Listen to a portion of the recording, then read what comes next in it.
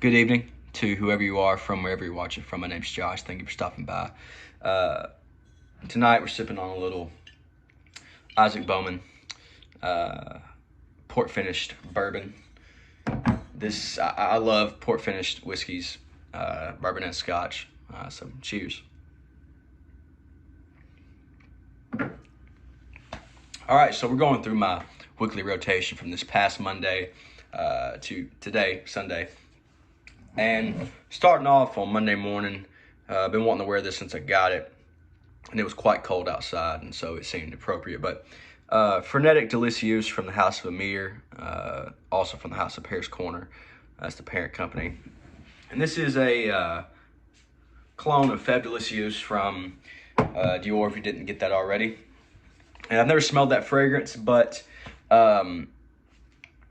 this is a super powdery, like baby powder. I'm talking Johnson & Johnson. You set it down, it goes poof. And cocoa powder, and like a little bit of like a dark cherry kind of vibe. It's a little more feminine leaning, very unisex, a little more feminine leaning. But guys, you can still wear it. I'm a firm believer that it's way more about the canvas you put the fragrance on than the fragrance itself. If you put something that is feminine leaning on a man who is masculine looking, it's going to kind of even it out. First, same way if you put maybe a more masculine scent on a female, her femininity, I think that's how you say it, is going to draw that masculine fragrance back a little bit to wear well on her. And so this is, like I said, super powdery, baby powder, cocoa powder, dark cherry, dries down to this nice vanilla Tonka sweetness. Wears like a hug. Lasts all day for me, so no complaints there.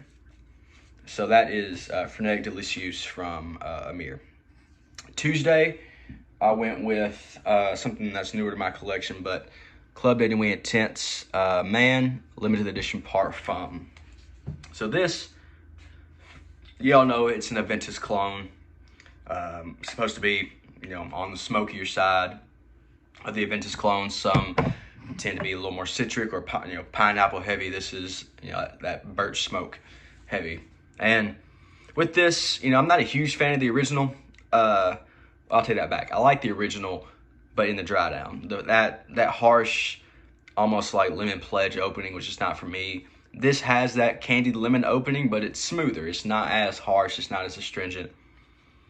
Last all day, dries down to this, Aventus smoky, woody birch, black currant kind of thing, and it's you know what it is. It's an Aventus clone. You know that DNA like the back of y'all's hand. So Wednesday, been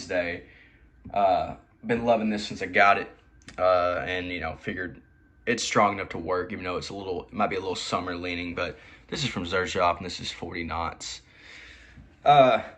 I've said this about this, and y'all can disagree if you want to. That's cool. We each have our own opinions, but not so much in the opening. But once this dries down, because this has this aquatic, watery, but also kind of ambery, dense. It's kind of a conundrum in how it smells. But for me, when it dries down, I get this Tobacco Vanille Aqua vibe. Now, Tobacco Vanille Aqua doesn't exist, but for me, if it was to exist, this is what it would smell like. Yeah. I see why people have such a hard time with this one, like in terms of, what it smells like and maybe when to wear it, because it is aquatic. It has that tinge, but it's also kind of heavy. And so, in my eyes, it can work any time of the year. Another one that lasts a long time. All of these are hitters. All of these last, at least 12 hours. I get up in the morning at 5 or so, spray, get ready, spray on about 5:30. I get home about 4, 5 in the evening. Still on my hands, still on my neck. So, yeah, that's 40 knots. Really been enjoying that one so far. So that was Wednesday. So Thursday, I haven't worn this since I got it, because I was not a huge fan of this scent profile, at least out of the nozzle. But I decided, hey, I'll just go ahead and put it on and see how it develops. That's the only way you're really going to know if you like something or not. But this is a clone of Red Tobacco from Mancera. This is Monarch Red Tobacco Vanilla. All right. Now for me, first off, this is really strong. I doubt it's as strong as the real Red Tobacco. I've heard that's nuclear in terms of strength. But this is this tobacco vanilla, slightly spicy. It almost has this effervescent cola kind of vibe, like a cherry cola. Now, I know Amir has a cherry cola, which is cloning Tonka Cola from Mancera. I've never smelled any of those, but Red Tobacco Vanilla gives me this slightly like bubbly, effervescent cola vibe. And it dries down. It's a little harsh in the opening. Granted, this is a clone for 15 bucks. It's probably gonna be a little harsh, but a little harsh in the opening, but it dries down to this just nice, woody, vanilla, sweet, kind of dry tobacco vibe. I actually got a compliment on this one, so that was nice for the first time, out wearing it. So that is Monarch's Red Tobacco Vanilla. Now on to, let's see, Monday, Tuesday, Wednesday, Thursday. Friday, I don't know what I wore during the day, quite honestly, to work. But that's because I was wait a minute, sorry, I didn't work on Friday. I'm tripping. So Friday, just kind of lounged around the house. I probably tested a few fragrances.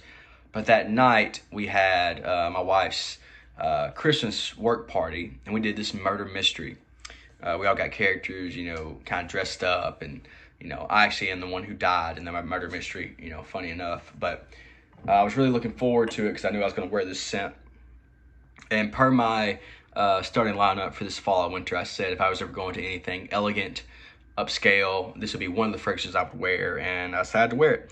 And this is from Nasomatto, and this is Pardon. All right. I love this fragrance so much. It is so unique, so different. Not like anything that you've ever smelled. If you've never smelled it, you can't buy this shit at Macy's, y'all. All right. This is, first off, very strong. Very strong. That's why they only give you, they sell only in 30 ml bottles because it's Extrait de Parfum concentration. This is just this beautiful magnolia, chocolate, oud. It's really hard to describe. You really just have to smell this one to know. This is actually a blind buy for me because I don't have any Nasomatto around here, and I'm not big on getting samples. If I see that something is hitting with a lot of different people, I imagine it's probably going to hit with me. And I love complex fragrances. I love the art of fragrance and how beautiful something can smell, especially something that's not mass appealing. This is not mass appealing by any means, but it smells great. Yeah, just magnolia, chocolate, oud, a little sandalwood. I absolutely adored this one, and was really happy that an occasion come up where I could wear it, because you don't want to wear this shit in the summertime. But yeah, a nice winter night, getting dressed up. I mean, belle of the ball, y'all. All right, so that was Friday. Saturday, we just kind of lounged around the house. I thought we had some plans, but there was actually for the next weekend. So our schedule opened up. So I just kind of sat around the house. And as I usually do, I'll spray something here, all over myself. Just smelling and testing and all that sort of stuff. So that was Saturday. Sunday, just today, we went to church this morning. I decided to rock a little Mont Blanc Individuel.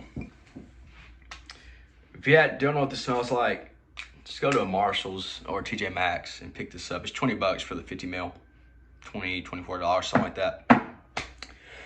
This is, it's this raspberry dryer sheet kind of smell. Fresh dryer sheets, sandalwood, and like this raspberry note. That's not like super synthetic or anything. It just kind of puts a smile on your face. It's super cozy. A great all year round scent, great signature scent. And I'm super inoffensive. Nobody's going to be mad at you wearing this. So that's Mont Blanc Individuel for the Sunday morning. Now we came home, and I decided to take a shower and put something else on for the evening, because I just wanted to, test something else. And I hadn't given this a full wearing yet until today. But from the house of, also from Paris Corner, their Killer Oud line, this is Midnight Ecstasy. All right, now this is different, and it's not something that I would say smells just like anything else. Sure, got some of the air there, but to me, I've heard that this is been compared like a mix between like Herod from Parfums de Marly and Carlisle from the same house. I don't have that much experience with Carlisle. I used to own Herod, but got rid of it. I have other tobacco fragrances that I like better, but this is just this nice, sweet, and spicy. Kind of reminds me of Encre Noir L'Extrême from Lalique. A little bit of that, just a little more boozy, sweet. It drives down just a nice tobacco vanilla, not like tobacco veneer or anything like that, but just a nice spicy, slightly resinous tobacco sweetness. And yeah, so got the dry down right here. And obviously this is the opening, but yeah. So guys, thank you for sticking around and hanging out, and hope you all have just a wonderful week. And I will see y'all. I'll obviously make videos in between, now and then. But if you don't catch any of those, I'll see you next week for my weekly rotation.